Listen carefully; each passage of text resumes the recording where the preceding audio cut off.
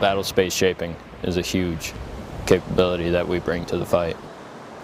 Today what we ended up doing was a amphibious landing on the beach and then pushed into the hinterland so that follow-on forces could have an idea of what they're looking at.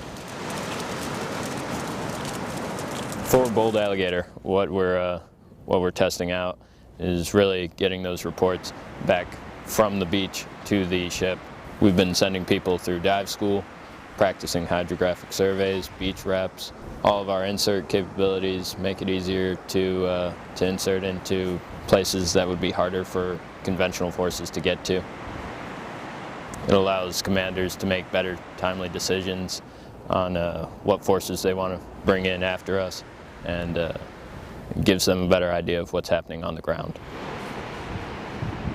It's building our readiness where we're shifting back to amphibious routes, moving that shift more to maritime forces again. We're putting a lot more effort into building our readiness as a seagoing military. Moving from ship to shore and taking inland objectives, getting back to what we really do as Marines. These, what we have right now, this is what makes the Marine Corps amphibious.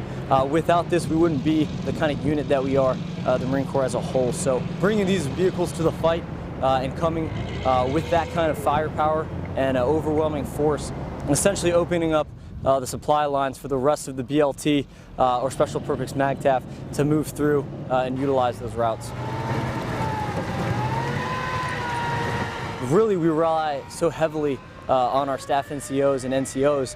They make the mission work. So, for example, with one of these vehicles here, that's run by typically a corporal, sometimes a lance corporal. So that's a lot of responsibility that a junior Marine might have. The more that we can get out, the more that we can operate, that's always going to be priceless training for the Marines.